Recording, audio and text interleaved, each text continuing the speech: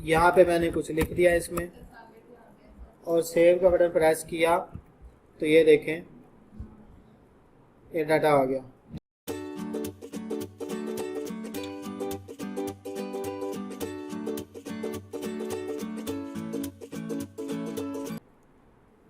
जी बिस्मिल्लाहिर्रहमानिर्रहीम। तो हम एक न्यू फाइल बना के उसको सेव करते हैं। डाटाबेस का कनेक्शन मैं रिवाइज कर देता हूँ जल्दी से।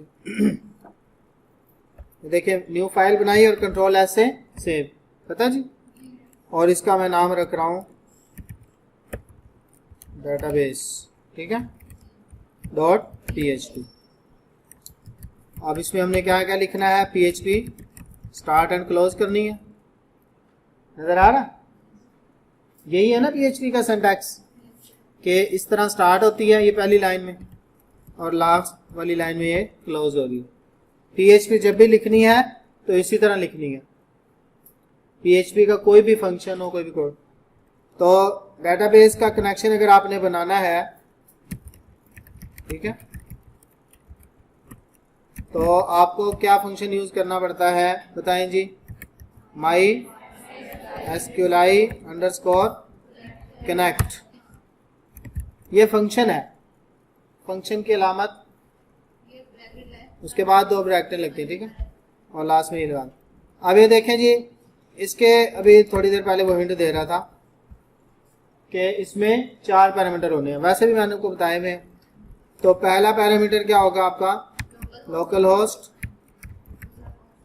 और दूसरा आपकी डेटाबेस का जो यूजर नेम है, ठीक है, वो है रूट, और थर्ड वन पासवर्ड, वो नल होता है। और चौथा है जी आपकी डेटाबेस का नाम, जो आपने डेटाबेस बनाई हुई है। यहाँ पे ये हमने बनाई हुई है आपके लिए, इसका नाम आप कॉपी कर लें। ये सही है, आ रही जी समझ। लास्ट में सेमीकोलन लगाएंगे और इसको किसी वेरिएबल में स्टोर कर लेंगे, ठीक है जी। आमतौर पे हम CON के नाम से बनाते हैं, कुछ भी नाम रख सकते हैं आप। वेरिएबल का मतलब ही यही है कि उसका कोई भी नाम हो सकता है, वो कोई खास नाम नहीं होता। आप यहाँ पे एक ऑन ना रखें, आप रख दें नोक, ठीक है, आप जो मर्जी नाम रख लें, आपकी मर्जी। डबल N लगा दें, पूरा यूं लिख लें, ठीक है, आप अपना नाम लिख लें, ABC लिख लें, कुछ भी जी। तो ये डाटाबेस का कनेक्शन बन गया है। और इसको टेस्ट करने का तरीका ये होता है कि इसके बाद इफ़ की कंडीशन आप लगाते हैं और चेक करते हैं उस वेरिएबल को, इफ़ की, ठीक है, इसमें कंडीशन में आप पास करते हैं कनेक्शन और चेक करते हैं कि अगर ये कनेक्शन हो गया है तो इको करवा दो कुछ भी लफ्ज़, डाटाबेस इज़ कनेक्टेड। ये तो स्ट्रिंग है, जो भी आप लिख लें हैं। और इसी तरह एल्स में आ जाए, इफ एल्स पढ़े हुए हैं ना, एल्स में भी इको करवा दें। इको का मतलब पता है जी, और इसमें लिख दें कोई एरर है, यानी कि लफ्ज़ आपकी अपनी मर्जी के हैं, ठीक है। इको आप भी जो भी करवाने चाहिए। अब आप इसकी ब्राउज़र में जाके इसकी आउटपुट देख लें, कैसे क्या फाइल बनाई थी हमने, डाटाबेस .php। अब क्या आ गया जी, सिंटैक्स एरर है कोई लाइन नंबर 7 में। क्या एरर है, ढूंढ के बताओ। एल्स के स्पेलिंग गलत है, ठीक है जी।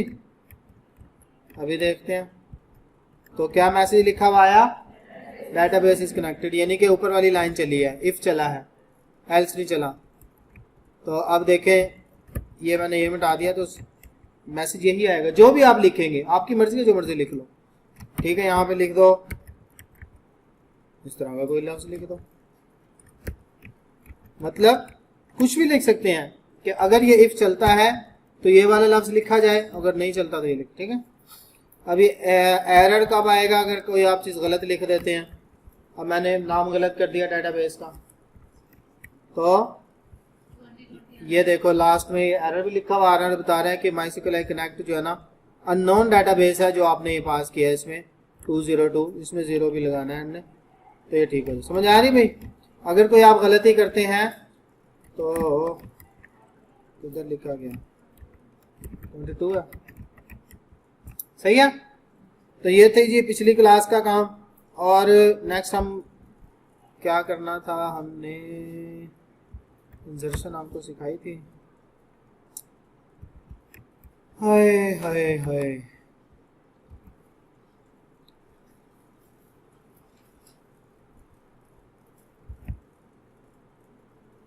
नए सिरे से कर लेते हैं। जी, आज हमने सीखना है इंसर्ट कैसे करते हैं डाटाबेस में कोई डाटा।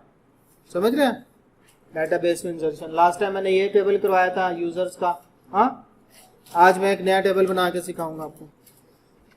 एक नया टेबल बनाते हैं जी। कहां से बनता है नया टेबल? ये न्यू का लफ्ज लिखा हुआ जहां पे डाटाबेस का नाम है ना, उसके नीचे ये न्यू का लिंक। किसी को नजर ना आ रहा हो बताओ, नजर आ रहा है कि नया टेबल अगर आपने बनाना हो, टेबल्स का पता है आपको? टेबल क्या होते हैं? डाटाबेस। जी, बहुत सारे टेबल्स मिलके एक डाटाबेस बना देते हैं। सही है, बेशक एक टेबल भी हो तब भी डाटाबेस बन जाती है, ना भी हो तब भी बन जाती है। एक नया टेबल मैंने बनाया है जी, न्यू पे मैंने क्लिक किया और ये इंटरफेस आ गया। नया टेबल आप बना लें। इसका मैं नाम दे रहा हूं पोस्ट। क्या नाम रखा है इसका? पोस्ट।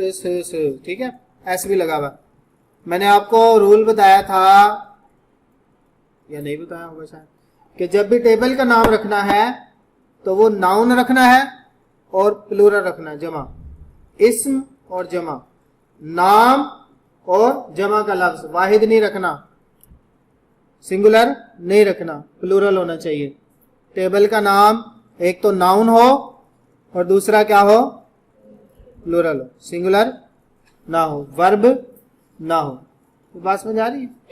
अब ये पोस्ट, पोस्ट का लफ्ज ये क्या है? ये नाउन है या वर्ब है? पोस्ट, पोस्टें। ठीक है, नाउन है, नाउन है। शायद वर्ब भी हो लेकिन नाउन है ना। आपने ये पोस्ट की है, ठीक है, नाउन है। चलो कोई और बता दो इसका नाउन क्या होता है? मुझे तो यही लगता है कि नाउन है।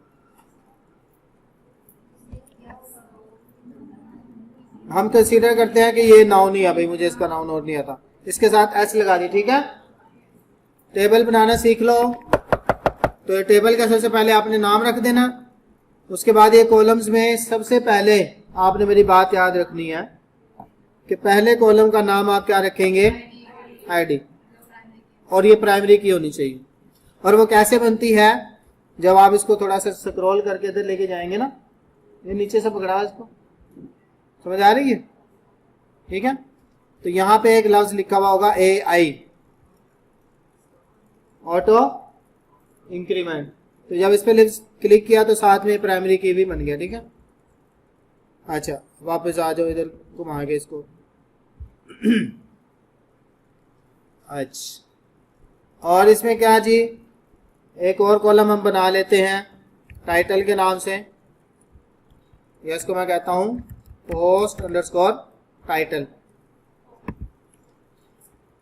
सही है, और उसके बाद इसकी टाइप हमने डिफाइन करनी। देखो, जहां पे जिस कॉलम में आपने कोई हिंट से स्टोर करने हैं, कोई नंबर, ठीक है, जैसे आईडी होगी, कभी 1 होगी, 2 3, ये नंबर है ना, तो उनकी टाइप आप रखते हैं इंटीजर। और जैसे कि मैंने पीछे चढ़ा भी नहीं था इसको आईडी में, तो उसकी लेंथ कुछ भी नहीं देते आप। लेकिन जहां पे आपने करैक्टर वगैरह स्टोर करने हो, कोई लफ्ज, जैसे पोस्ट का टाइटल होता है हेलो हाउ आर यू, कुछ भी लफ्ज, तो उसकी आप टाइप करेंगे varchar और लेंथ कर देंगे 255। अभी के लिए इतना ही समझो बस। सही है।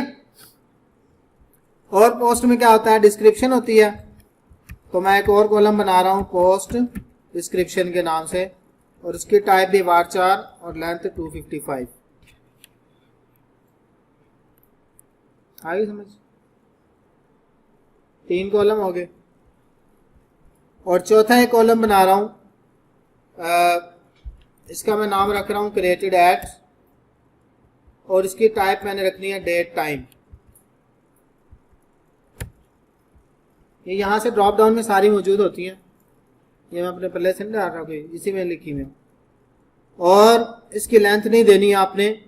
इसमें ये जो लफ्ज है ना ऊपर डिफॉल्ट, ये देखो ये इस पूरे कॉलम का नाम है, ठीक है। जैसे कि लेंथ है, यहाँ पे लेंथ डिफाइन कर दी है, यहाँ पे टाइप है।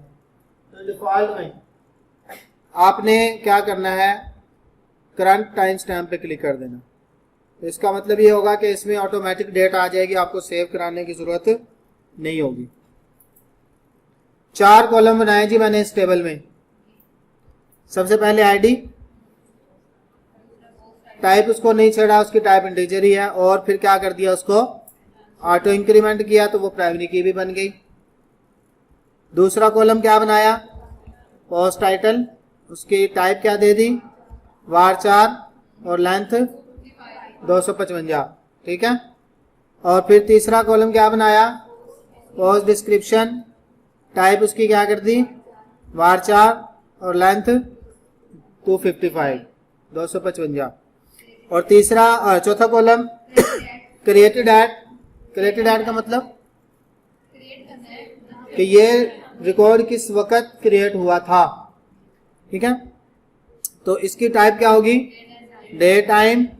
और इसकी लेंथ नहीं डिफाइन करते हम, लेकिन हमने इसमें डिफॉल्ट वैल्यू सेट कर दी कि करंट टाइम जब भी रिकॉर्ड आए तो इसमें उस वक्त जो भी टाइम हो, जो भी डेट हो, वो सेव कर दें। ले जी, ये टेबल बन गया। और नीचे एक बटन बना हुआ है क्या, सेव का। इस पर क्लिक करेंगे तो ये टेबल क्रिएट हो जाएगा। ये पोस्ट जी नहीं, वैल्यू ही लिखी हमने, डिफॉल्ट वैल्यू। उसकी लेंथ नहीं डिफाइन की, लेंथ नहीं होती इसकी, ठीक है। ये देखें, इसका मतलब आपको थोड़ी देर में समझ आ जाएगा मजीद भी। अभी हमने ये करना है कि हमने एक फॉर्म बनाना है, उसमें से हमने पोस्ट का टाइटल लेना है, पोस्ट की डिस्क्रिप्शन, और बस ये 2 चीजें। आईडी खुद ब खुद आएगी। इसको हमने क्या किया भाई, देखो ये लफ्ज बताओ मुझे, ये क्या लिखा हुआ है, क्या मतलब कि ये खुद ब खुद बढ़ता जाएगा। एक रिकॉर्ड आएगा तो उसमें 1 लिखा हुआ होगा, ठीक है, यहाँ आईडी के नीचे। और जब दूसरा रिकॉर्ड आ जाएगा 2 लिखा जाएगा, खुद ब खुद लिखा जाएगा, आपको लिखने की जरूरत नहीं है। तो इसका मतलब कि आईडी के कॉलम को भूल जाओ, इसमें कोई डाटा आपने भेजना नहीं है। आ रही गल समझ। और क्रिएटेड एट में भी खुद ब खुद डाटा आएगा, क्योंकि इसकी डिफॉल्ट वैल्यू हमने करंट टाइम दे दिया। इसमें भी आपने कुछ भेजना नहीं है, सिर्फ 2 कॉलम बनेंगे। दो कॉलम्स में आपने डाटा भेजना है, पोस्ट का टाइटल और डिस्क्रिप्शन। समझ आ रही है आप तो बातें सबको। तो इनमें फिर वो टाइम ही आना था, हमने तो इनमें कुछ और चीज सेव कराना ना जी। यहाँ पे अब मैं पेज बनाता हूँ पोस्ट के लिए, Ctrl+N, ठीक है। और इसको सेव कर लेते हैं। इसका क्या नाम रखें जी, पोस्ट एस भी लगा दें, वो जरूरी नहीं है, .php। तो .php अगर मैं ना लिखूं, .html लिख लूं, फिर तो क्या इसमें मैं PHP लिख सकता हूं, नहीं लिख सकता। तो अगर हमें PHP लिखनी है तो उसके लिए .php ही की एक्सटेंशन होनी चाहिए पेज के लिए। चलें, जिसको सेव कर लिया, सही है।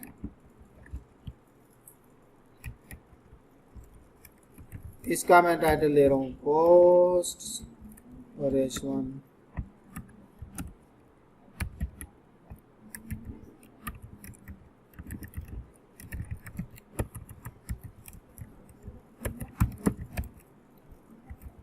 जी, अब इस पेज को हम ब्राउजर में कैसे ओपन करेंगे, यहाँ पे फोल्डर हमारा खुला है ना जी। तो आप बताएं आगे कैसे लिखेंगे, /post.php। तो वो पेज ओपन हो गया जो भी हमने बनाया। इतना करना आता है सबको, यहाँ तक किसी को समझ ना आई। जी, ये हमने एक न्यू पेज क्रिएट किया था जिसका नाम ये लिखा हुआ ऊपर, ये हमने नाम रखा था post.php। ठीक है जी। तो उसमें ये HTML का बेसिक जो स्ट्रक्चर है वो लिखा है, एक H1 लगाया और इसको ब्राउजर में जो भी आपने फाइल खोलनी हो अपने फोल्डर का नाम लिखो, उसके अंदर मौजूदा फाइल का नाम लिखो और उसको एंटर कर दो तो फाइल ओपन हो जाए। ठीक है, ऊपर से वो अच्छा वो आप टेंशन नहीं, ये मैं ये लिखता हूँ और टैब का बटन दबाता हूँ, इसलिए ये कोई बड़ी बात नहीं है, मैं लिख के दिखा दूंगा। लेकिन इसमें एक एक्सटेंशन कर लेना आप, ये जो डब्बा नहीं बना हुआ साइड पे, जिस तरह मॉडिफाई की थी इस तरह एमिट नाम है, AMMET ये कर लेना। ठीक है, तो ये पूरा स्ट्रक्चर खुद ब खुद लिखा जाता है, कोई बहुत बड़ी बात नहीं है। सही है, कुत्ते क्या यार आगे समझ, आप कोई बात पूछनी पूछ लो। नींद किस किस को आ रही, क्यों यहाँ पे सोने आए हुए हो, कौन सो रही थी जी। अभी हम एक फॉर्म बनाएंगे, फॉर्म का पता है, फॉर्म क्या होता है, इनपुट्स होती है जिसमें कोई बटन लगा होता है, इनपुट ड्रॉप डाउन जी। फॉर्म के लिए टैग क्या यूज होता है, FORM, यही होता है ना, कैसे लगाते हैं, लेस देन FORM, फॉर्म का टैग स्टार्ट एंड क्लोज, समझ आ गई। और उसके अंदर क्या लिखते हैं जी, इनपुट और टाइप टेक्स्ट लिख देता हूं। ठीक है, और प्लेस होल्डर भी लगा सकते हैं। चले इतना देखते हैं पहले क्या वहां पे आया, ये एक इनपुट बन गई ना जिसमें आप कुछ लिख सकते हैं। अब प्लेस होल्डर लिख देता हूं, प्लेस होल्डर क्या करेगा, पोस्ट टाइटल, सेव एंड। अच्छा ये जो मैं इधर पेजेस में आ रहा हूं कि जहां यहाँ पे जब भी एडिटर में आप कुछ लिखेंगे तो Ctrl+S करके इसको सेव करेंगे और वापस ब्राउजर में जाके इसको रिफ्रेश करेंगे। Ctrl+R से भी कर सकते हैं। ऊपर ये तीर सा बना नहीं हुआ रिलोड वाला है, गोल क्वेरी, इसको भी आप प्रेस करके रिलोड कर सकते। ठीक है जी, अच्छा पोस्ट टाइटल। अभी प्लेस होल्डर लिखा, प्लेस होल्डर क्या होता है, जो इनपुट में कुछ लिखा हुआ होता है लेकिन जब आप उसमें लिखना शुरू करें तो वो मिट जाता है।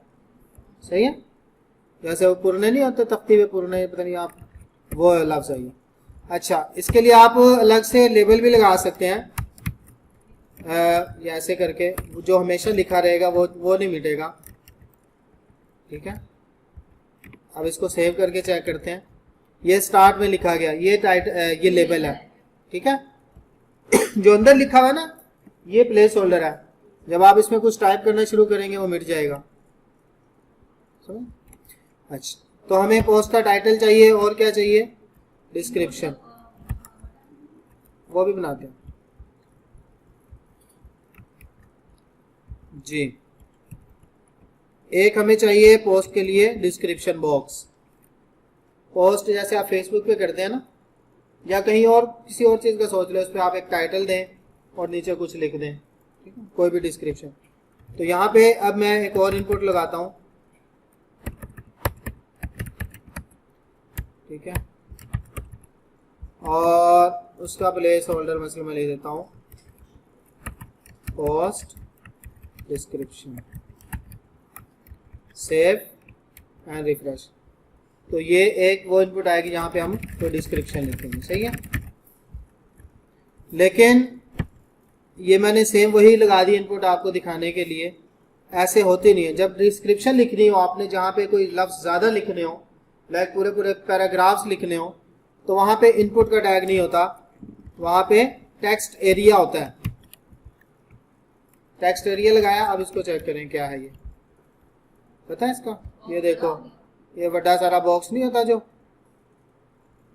इसमें आप लिखते जाएं, एंटर करते जाएं, जो मर्जी लिखते जाएं, ये होता है टेक्स्ट एरिया। ठीक है, इससे पहले BR का टैग लगा लें ताकि ये न्यू लाइन पे आ जाए। ठीक है, और इसका भी लेबल लगा लें।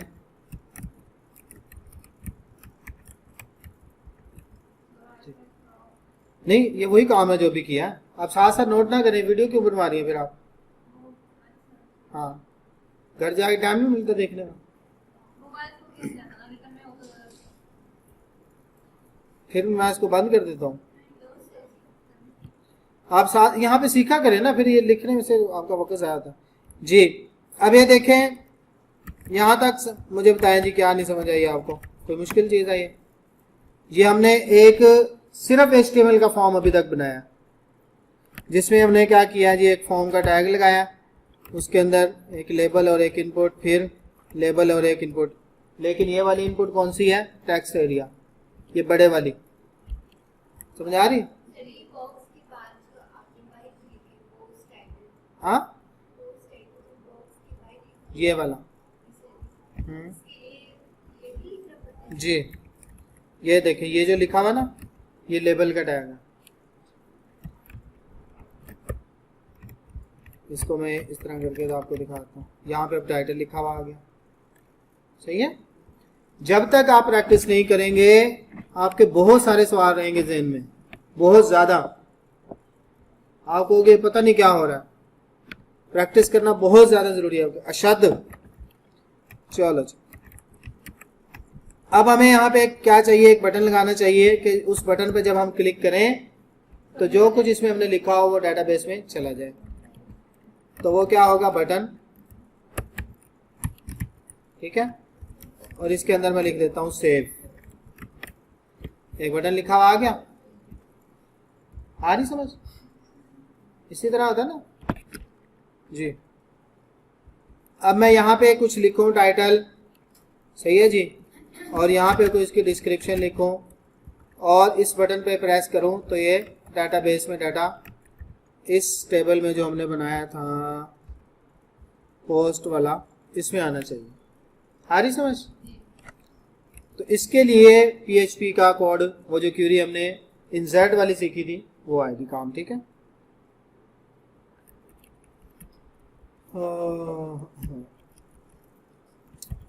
अब ये प्लेस होल्डर में मिटा रहा हूँ आसानी के लिए, ताकि वो चीज़ें रह जाएं जो ज़्यादा ज़रूरी हैं। ये देखें जी, ये एक इनपुट है जिसकी टाइप टेक्स्ट है, और एक टेक्स्ट एरिया लगाया हुआ है और एक बटन, सही है।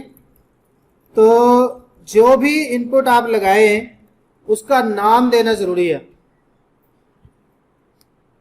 जैसे हमें से सबका एक एक नाम है ना, अगर हमारा नाम ना हो तो कोई हमें कैसे बुलाएगा? ओए करके बुलाएगा, तो वो ओए तो कोई भी हो सकता है। ठीक है, तो अगर एक आपका एक खास नाम होगा तो आपको अगर उस नाम से पुकारा जाएगा तो एग्जैक्ट आप ही को वो पता चलेगा कि मुझे बुलाया। ठीक है, तो हर एक जो इनपुट हो उसका नेम देना जरूरी होता है। ठीक है, तो इस इनपुट का मैं नाम वही दे लूंगा जो मैंने डेटाबेस में रखा हुआ था, पोस्ट अंडरस्कोर टाइटल। सही है, ये वो इनपुट है जिसमें हम टाइटल सेव करेंगे जिसमें। और दूसरा जो टेक्स्ट एरिया है, इसका नेम क्या होना चाहिए? Post underscore description. ये जो हमने यहाँ पे सेव होनी है ना, इसका नाम ये दे देते हैं। अब बताओ जी, समझ आइए बात कि कोई भी जो इनपुट है, इनपुट का मतलब ये डब्बा जिसको आप बॉक्स कह रहे हैं, अभी भी MSCIT पहुंच के बॉक्स नहीं, इनपुट इनको कहा जाता है। क्या कहा जाता है? इनपुट। और इसी तरह ये जो बटन है इसको भी नेम देना जरूरी है। इसका नेम मैं रख देता हूं जी पोस्ट वाला बटन। अजीब से नाम देना ताकि याद रह जाए जी। और इसी तरह इस बटन में एक और भी काम हमें करना पड़ता है कि इसकी भी टाइप बतानी पड़ती है कि ये टाइप किस टाइप का है। हम यहाँ पे रखेंगे इसकी टाइप सबमिट। जैसे कि ऊपर इनपुट की टाइप बताइए ना, इनपुट की टाइप पढ़ी नहीं आपने? इनपुट की टाइप टेक्स्ट होती है, ईमेल होती है, पासवर्ड होती है, चेक बॉक्स होती है, रेडियो बटन होता है, वगैरह वगैरह। जी अभी यहाँ तक इस पे कुछ फर्क नहीं पड़ेगा। क्यों? क्योंकि हमने अभी इनके नेम ही दिए हैं, हर इनपुट को अपना नाम दे दिया, बटन को भी नाम दे। ठीक है, आ रही समझ? चलो ये कॉपी पे लिखो फॉर्म का पूरा पूरा, ये जो मैंने बनाया ना, ये जो मैंने फॉर्म बनवाया है ये भी लिखो, जल्दी करो। इस वीडियो को मैं पॉज कर दूं तो जहां पे भी अभी हम यहाँ पे पोस्ट करवाना चाहते हैं, हाँ जी जल्दी करें। तो अब इस बटन पर क्लिक करके हमारा डेटाबेस में डाटा जाना चाहिए, सही है। तो फॉर्म के अंदर आपने लिखना है मेथड पोस्ट। ठीक है, क्या लिखना है? Method post. दो तरह के मेथड होते हैं ना, एक गेट होता है और एक पोस्ट होता है। जी अब हम यहाँ बिल्कुल स्टार्ट में PHP पे काम करते हैं थोड़ा सा।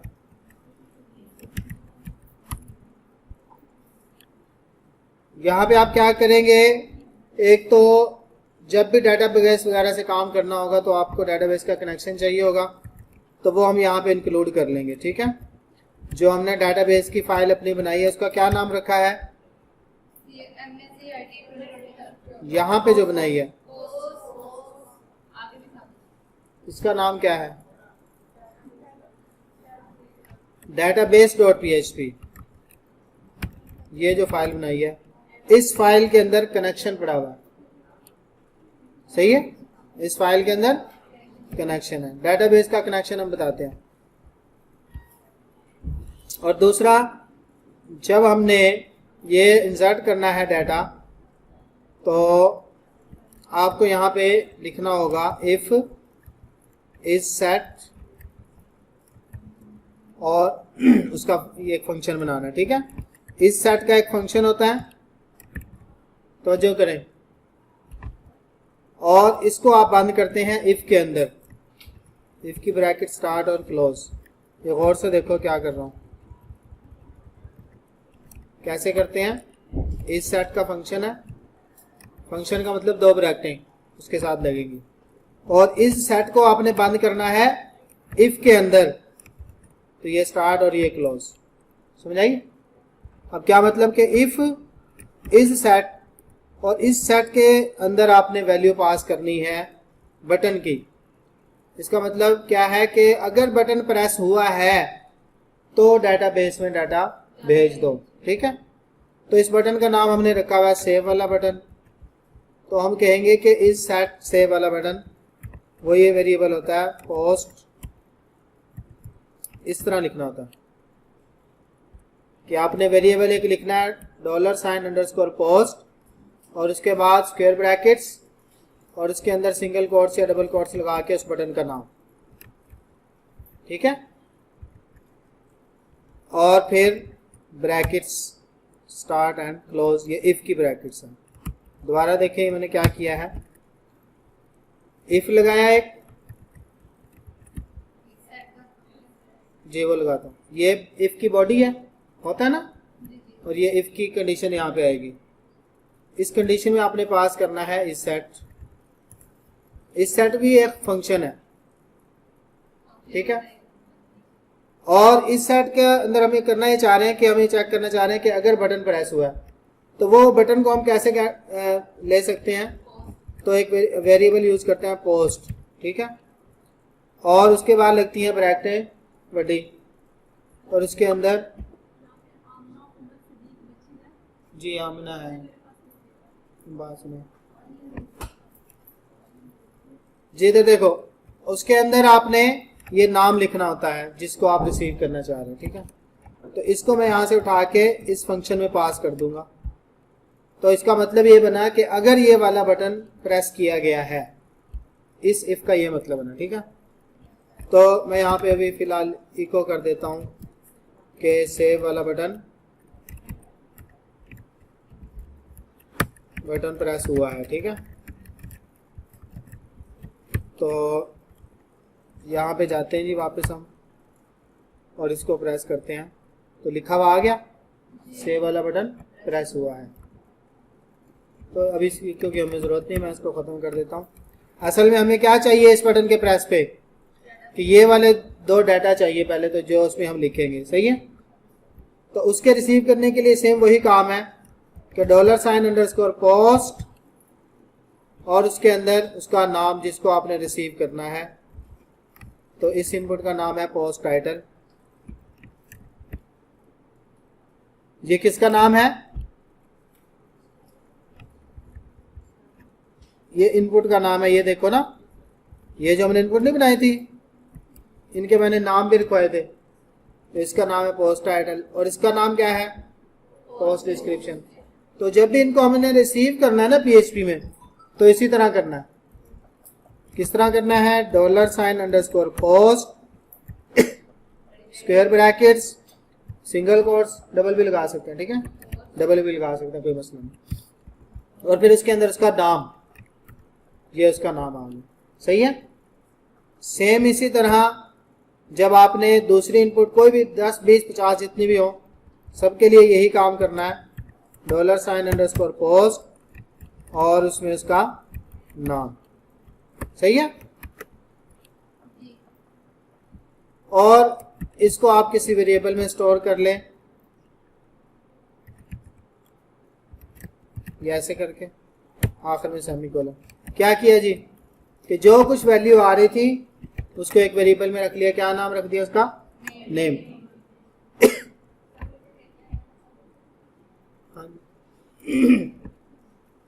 और एक ये जो दूसरा है डिस्क्रिप्शन, इसको किस वेरिएबल में रख लें? इसके लिए भी कोई वेरिएबल बना लेते हैं, डी के नाम से मैंने बना लिया, अपनी मर्जी है। और लास्ट में सेमीकोलन लगाना जरूरी होता है, ठीक है। अब मैं इनको इको करवा के देखता हूँ। इको करवाते रहा करें, जो भी काम करें उसको इको करवा के देख लें। मैं कहता हूँ जी इको करो $नेम को, सेव।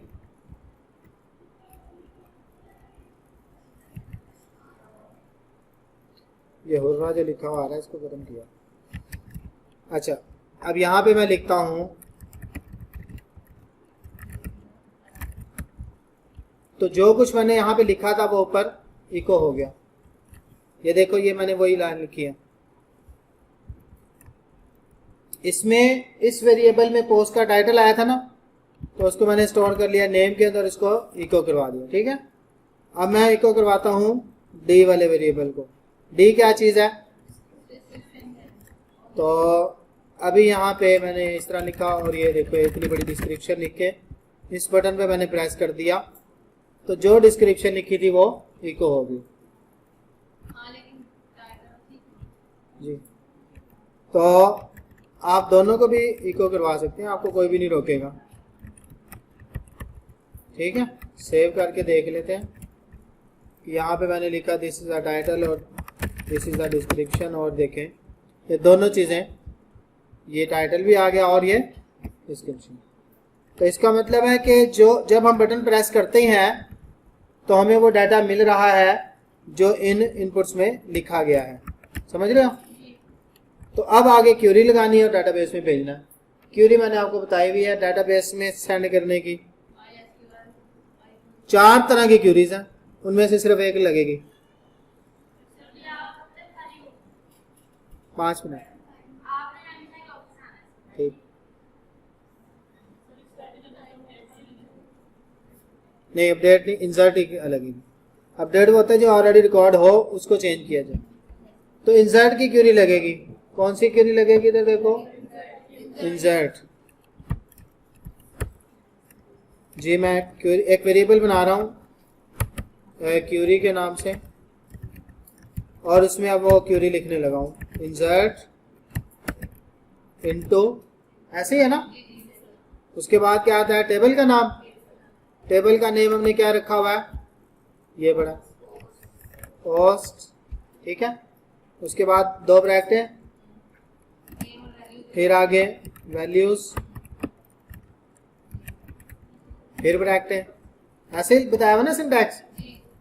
और ये जो जहाँ पे टेबल का नाम रखा था तो उसके बाद उसके कॉलम्स के नेम लिखते हैं ब्रैकेटों में, ठीक है।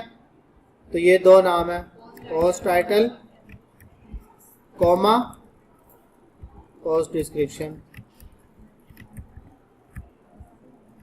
यही है ना कि इंसर्ट इनटू टेबल का नाम और उसके बाद ब्रैकेट में उस टेबल के कॉलम्स, ठीक है।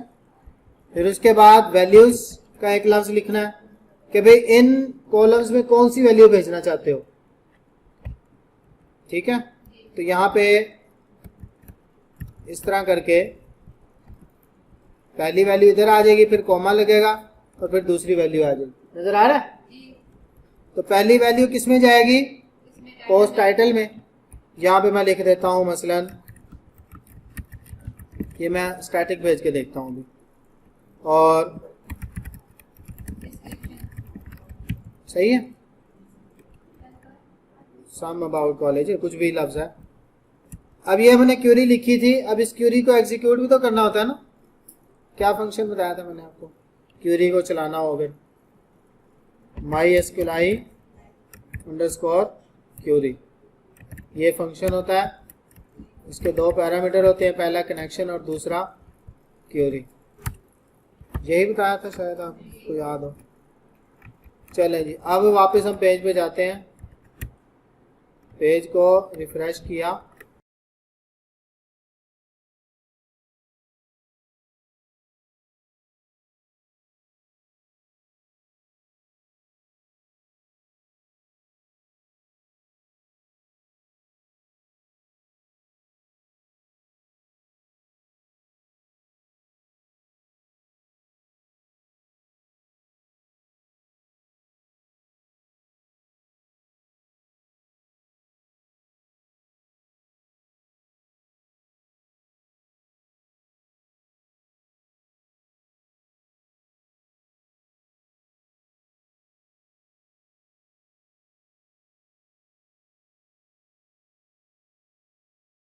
यहाँ पे मैंने कुछ लिख दिया इसमें और सेव का बटन प्रेस किया तो ये देखें ये डाटा आ गया। जहाँ तक आपने काम करके लेके आना है